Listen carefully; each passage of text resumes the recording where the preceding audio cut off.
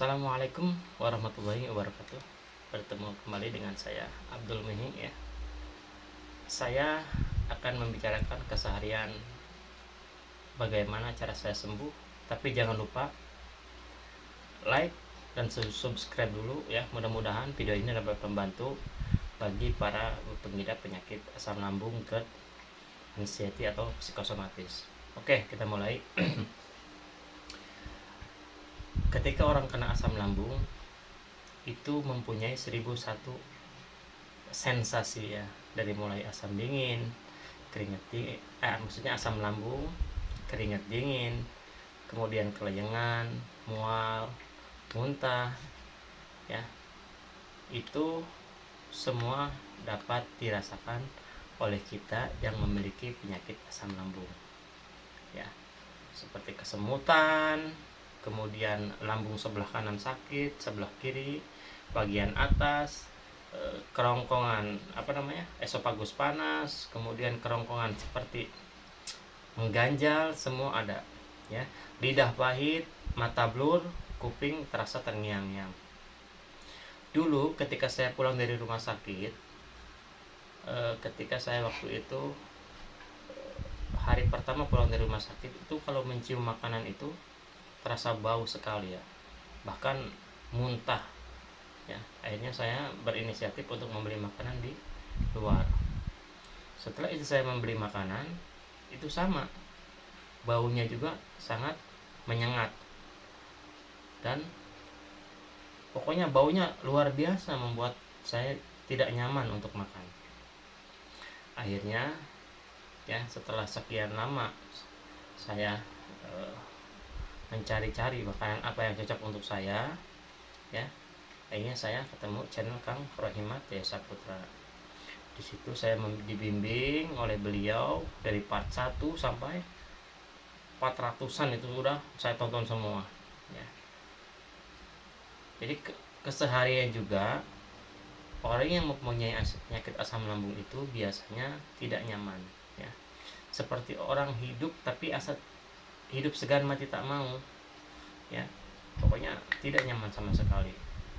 Perasaan takut, perasaan cemas ya, terutama ketika ada ambulan ya, ada ambulan.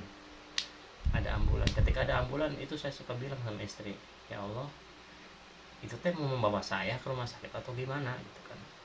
Kemudian ketika ada burung tutuit, bahasanya dia burung tutuit gitu, itu suaranya kayak kalau hari ini berbunyi atau malam ini berbunyi, besok itu di pikiran saya wah mungkin ini sudah besoknya sudah ajal saya untuk menghadapi Sang Pencipta atau Allah Subhanahu wa taala ya. Di situ kadang-kadang saya cukup berpikir, antara otak dan pikiran itu adalah pencernaan dan pikiran, maksudnya kalau pencernaan itu adalah pencernaan tubuh kita, kalau otak itu kan pencernaan tubuh kita yang kedua. Jadi ada saling kaitannya ya. Jadi mudah-mudahan nanti kedepannya hilangkan saja rasa cemas, rasa gelisah, semua sudah diatur oleh Allah Subhanahu wa taala. Jadi jangan sampai ada pikiran yang macam-macam ya. Yang kedua, jika kita memiliki penyakit asam lambung, saya sarankan jangan selalu ada di rumah, apalagi di kamar, karena itu bisa memperlambat kesembuhan kita, keseharian kita. Kalau kita tidak bisa berolahraga atau jalan-jalan, kita duduk di luar saja sambil berjemur, setidaknya kan ada yang dilihat.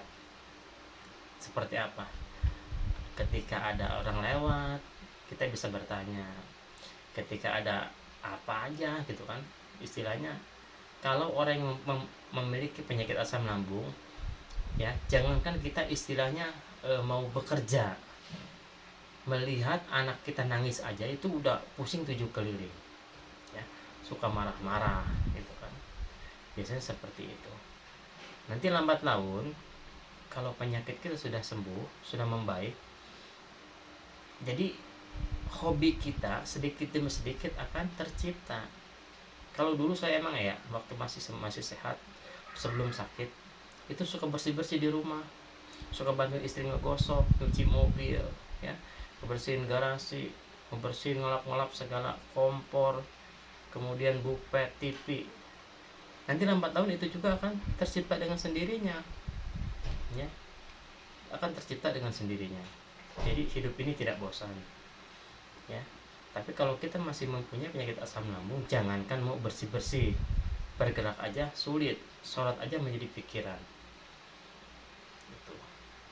Jadi kedepannya kita, jika kita memiliki penyakit asam lambung, ya, jadi tolong jangan banyak di rumah. Silakan bepergian, mau mancing silakan, ya, dipaksakan. Jadi jangan sampai tidak dipaksakan. Sebab ya pengalaman yang berbicara. Teman saya sama, penyakitnya sama kayak saya, penyakit asam lambung. Seharian dia di kamar, hanya mengeluh dan mengeluh. Sholat tidak mau, alasannya apa? Fisiknya tidak kuat. Ya, menurut saya kalau fisik mah itu kalau dipaksakan bisa. Saya juga dulu begini, wah umur saya ketika saya kena penyakit asam lambung paling juga sebulan 2 bulan lagi. Sekarang sudah mau setahun, malah tambah sehat. Jadi intinya, kalau tidak bisa dilawan, silahkan bersahabat dengan penyakit asam lambung ini, dengan penyakit anxiety ini, dengan penyakit psikosomatis ini. Ya, pasti dalam keseharian tidak nyaman. Dulu saya bawa mobil aja ya sekitar 1 kilo tidak berani mau nganterin catering. Maaf, emang usaha saya kan catering dari rumah ke pesantren. Kakak saya kebetulan yang punya pesantren, kakak saya pakai bawaan salam, ya, jadi cuman nganterin catering ke situ aja saya tidak berani. Akhirnya apa, saya punya tekad, saya ingin sembuh, saya beranikan walaupun di jalan muntah-muntah, di mobil saya muntah-muntah. Ini saya berhenti dulu, kemudian saya bisa sedikit demi sedikit sampai ke tempat tujuan, ya, kemudian berkoordinasi dengan yang lainnya.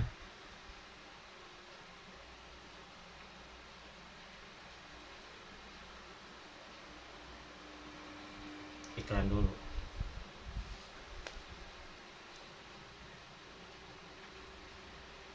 Ya, jadi saya cukup sekian. Assalamualaikum warahmatullahi wabarakatuh.